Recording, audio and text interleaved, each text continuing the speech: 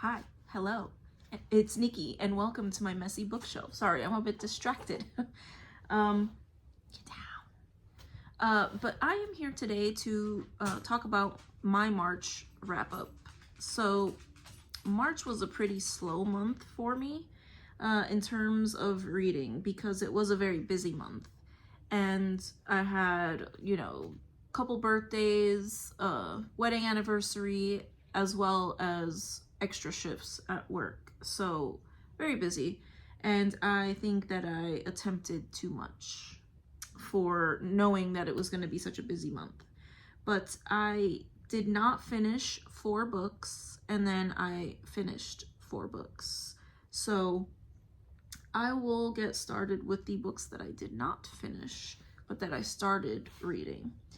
And the first one is The Tale of Genji by Murasaki Shikibu. You would think that I would remember this by now, but I only made it 100 pages into this book before I decided that I am going to shelve this for now.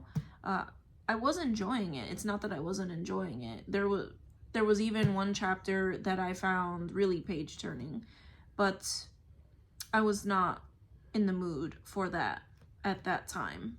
And I was also reading something else, so we will come back to it. There was also, I was getting a little weirded out by the main character who, in the book, we are following the son of an emperor, and we are following his life at court and all his exploits with young women and trying to get young women. So there were some moments like, I was like, what are you doing? So yeah, I will get back to this one at some point, but I decided to put it to the side for some other things. The next book that I have is The Haunting of Hill House by Shirley Jackson. This one is the one that I read the least. I got not as far as I did in the other books. So this one, I only made it to chapter, was it 17 or so? And we have started arriving at the house. So this follows Dr. Montague, and he is interested in paranormal activity, and he is very interested in what is said to be happening at Hill House. And he somehow manages to convince some other guests to join him there. And the way he did it, it kind of reminded me a little bit of And Then There Were None, the way that they got the guests into the house. But yes, I haven't gotten it to any of the scary parts yet, so I will probably carry this one over into the month of April because I really, really want to finish it. And I've been scared to read this book because I've heard it is very scary. And I don't want to be a chicken anymore. The next book that I have is Fahrenheit 451 by Ray Bradbury. And this book follows a fireman, who sets books on fire because in these days, so it is a dystopian novel, I'm sure everybody's heard of it, but we are not allowed to read anymore. So what the government dictates to us to do is what we do, and we have other forms of entertainment. So he meets a young girl who starts asking him very thought-provoking questions, and he starts questioning his burning of these books and why are we burning these books. So I have decided probably that I might carry this one over because I actually picked it up again today. So and then the next book that I did not finish was Mistborn by Brandon Sanderson, and I want to finish this book. I am enjoying this book. It's just I put these other things to the side to finish my main one that I finished this month. So I made it to page 181 in this book, and I'm embarrassed that I haven't finished it yet because literally everybody that I know that does read fantasy has been telling me to read this book or this series. And I am enjoying it. There's nothing that I'm not enjoying about it. It's just, I had another priority this month. But yes, I will get back to that one, and I am not sure if I do want to carry that one over. I just want to finish it already. But we will see. And then the next book is one that I did finish, but it was audio, and it is a reread for me, and that was Sparkling Cyanide by Agatha Christie. And that one was, I listen to audiobooks all the time while I am driving, while I am cooking, while I am cleaning. So something about listening to Agatha Christie books that I have already read is very comforting and kind of gets you in the mood to do whatever it is that you have to do. And that one, typical Agatha Christie, it's one of her Colonel Race books, which I am a fan of. They are not Hercule Poirot books to me, but I do enjoy them still very much. And this one follows a typical group of people in an Agatha Christie book, well-to-do, and they are at a party at a luxury hotel, and a death occurs, and then another death occurs at that same table a year later, and Colonel Race is helping them figure out what exactly happened, because if the first death was a suicide, how could another suicide occur at the same table a year later? So very good, highly recommend if you have not read it. And the next one that it was also an audiobook, was Conviction by Juan Martinez.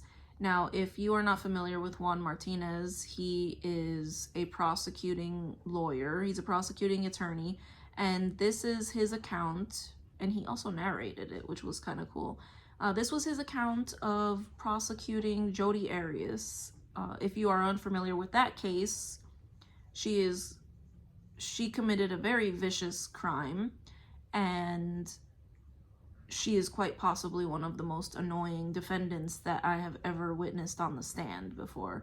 And I am a true crime junkie, so I do watch trials, and I do watch police interviews. So I've watched her police interviews and her trial more than once. So Juan Martinez is amazing in the way that he prosecutes her. I understand there are some issues with him now, years later, but you can't deny that he was an amazing prosecutor, and she deserved the beating down that he gave her on the stand, for sure.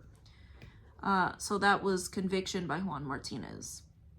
The next book that I finished was also a reread, and that was Pride and Prejudice by Jane Austen.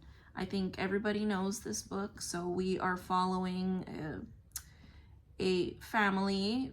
Main character is Lizzie Bennet, and we have sisters, 5 sisters, and they need to find well-to-do husbands because they are not going to inherit a lot, and they're not going to inherit their home. So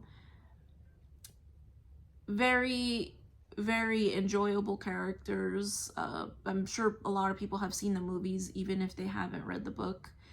I actually find this book very funny because I find Lizzie's mother, Mrs. Bennet, to be hilarious because she is very extra.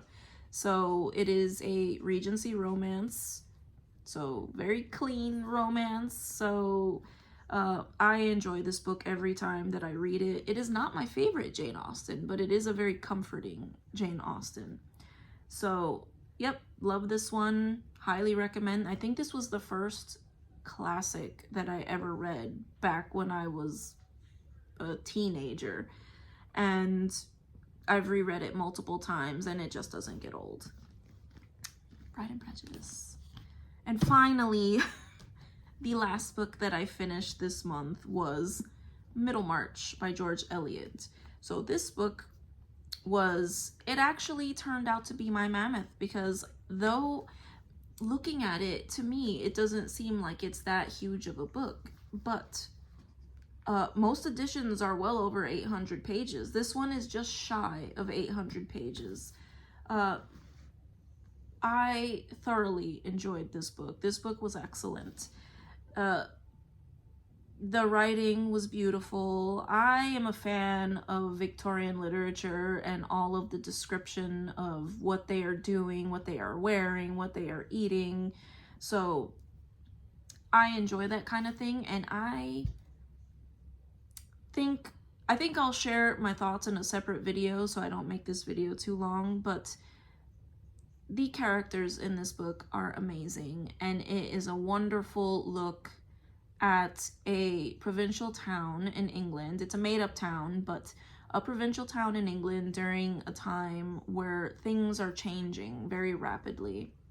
Society is changing very rapidly, and it does an excellent job of following many characters and intertwining their stories. So highly recommend this. I actually found a group here on YouTube that was reading this for the month of March, and I wish I had found them sooner. But that is Classics and Company, and I will include their Discord and their channel in the description below.